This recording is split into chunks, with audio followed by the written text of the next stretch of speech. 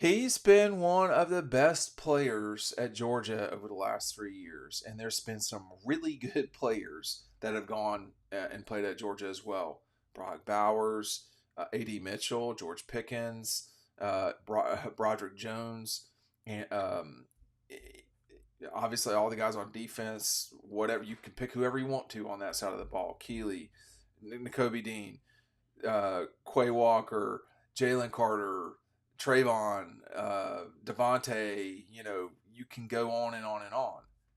Lad McConkey is someone that, we're talking about Mel Kiper, what he had to say about Lad McConkey here in a second. But Lad McConkey is one of those guys that, obviously it was a recruiting afterthought. There's no question about that. There's no way that is a complete fact. He was a recruiting afterthought. This was a great job of recruiting and developing at Georgia by Kirby Smart and company. But that he is in this position right now where, he's probably not going in the first round. Probably not. Probably not. Not certainly not, but probably not. But that he's in position at all to go where he's at or where he came from, that's just such a good job by not just the staff at Georgia, but by Lad McConkey himself. And having faith in himself, having confidence in his abilities. I've got a couple of things I was going to show y'all, but there's a couple of images through the This is the wrong book, but that's okay. There's a Lad McConkey picture in here too. Lad McConkey for a long time at Georgia. This is Dogstruction. You can pick it up. The link is down below. Lad McConkey has been exceptional for a long, long time. And now, very possibly, he could get a chance to play as a first-round draft pick in the NFL. Here's what Mel Kiper said earlier this year. Here's what Mel Kiper had to say about Lad McConkey. He said, Lad McConkey can fly. He catches everything. He's plug and play. I think Lad finds a way into the first round. I don't think Lad McConkey is in the first round is a stunt. I really don't. It's real. If you watch Brock Bowers and McConkey, how can you not love them? They were such an integral part of a team that won 2 national championships. And this year, they lost to Alabama when they were all banged up. Boy, Mel Kiper loves he doesn't mind talking about injuries, that's for sure. He was convinced that Alabama would win the national championship in 2021 had they not been injured. They lost by 15. Look, Lad McConkey is probably one of the most gifted athletes to play football at Georgia in a long time. Like guys that could just go play different sports. Obviously, speed. A lot of these guys have speed. He has wiggle. He can do stuff that a lot of guys just haven't done. I don't know if they can do it or not, but they haven't done it. And there's really something to be said for that. This was not his biggest play, but that play against Florida State where he got the ball on a reverse and on a trick play. It was a trick play, excuse me. Mike Bobo called a trick play. I think Georgia was up 21-3. Let me see. Georgia was up 21-3. Florida State makes a dumb mistake bringing the ball out of the end zone, setting themselves up in just a disastrous situation to be in. And then I think there was the ball gets knocked loose. The ball comes out. Let me make sure I'm getting this straight here. Yeah.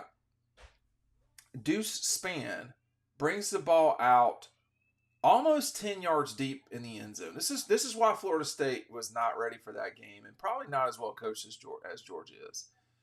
Cash Jones jams the ball out. Cole Spear recovers it. And then a play later, we're going to see a trick play from Mike Bobo called. It was supposed to be Lad McConkey throwing the ball. But what he did was he just said, hey, it's not there. I'm going to go take off. And so he does. It was one of those plays where, and he ran right at me, man. He ran right at me. And what you're struck by when you see the play, here he is doing it, is how fast he is and how sudden he is. And that's so valuable and something that he's going to be able to do if he stays healthy for a long time in the NFL. For a long time. The guy is something else, let me tell you.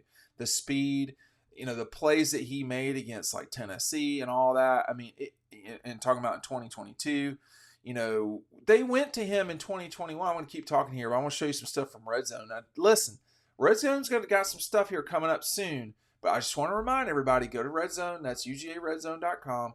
Go over there, and if you need your gear for the summer, these are sweatshirts. I don't know where is this weather coming from lately? That's what I want to know, but it will soon be, hot again, and I'm just clicking on stuff here. You're not going to find this at other places. Okay, it's not the same stuff. Anyway, they support us. Please support them, Red Zone. Let me get back to Ladd and talking about what he was saying. I'm going to leave this stuff on. I'm going to click around a little bit on the screen. In the 21 national championship game, Ladd McConkey, they were trying to get him the ball. It wasn't like Ladd McConkey just came, out of nowhere in 2022. He was a playmaker back in the day. The red shirting of Ladd McConkey in the 2020 season probably helped him get his sea legs for the 21, 22, and 23 seasons. But when he was coming out of Northwest Georgia, that was not something that I think you would immediately say, oh, this guy's going to be a star. He was a star, all right. I mean, the guy, do they win the national championship without Ladd McConkey? Yeah, they probably do in 21. Do they do it without him in 22? It'd have been a lot harder. I mean, it'd have been a lot harder. I'm just going to tell you, it would have been a lot harder to do that. So when Mel Kiper talks about, by that way, that ding is someone ordering a dog instruction or double dogs. I have to take a look. So take advantage of that while you can. When you look at what what Mel Kiper's saying, Ladd McConkey can fly 100%. This guy is really sudden, first of all, and his straight line speed. He's going up against the best of the best on the defensive side of the ball in this league. This league is no joke. You can tell when Georgia's playing other teams and other programs. You can see it. It's their teams are not as big, but the biggest thing is they're not as fast. And guys that are playing at South Carolina, say what you want to about South Carolina, they got guys.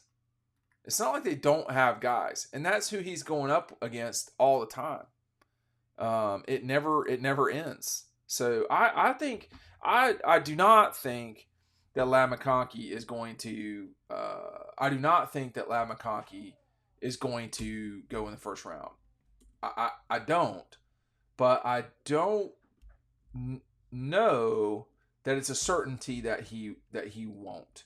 I think it's possible he could sneak in at the end. I think the challenge when you're starting to talk about the NFL, I mean, everybody has size, everybody has speed, everybody's sudden. You're one of 53 guys. Very few people are special. And really, he was special at Georgia, frankly.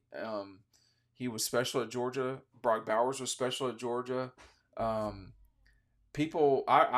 leave you with this. I remember when Jermaine Burton transferred in 21 to Alabama, and I was talking with an assistant coach, at Georgia, and I was like, what, that's going to hurt, don't you think? And they said, yeah, I mean, it's not great, but we think Ladd McConkey's better.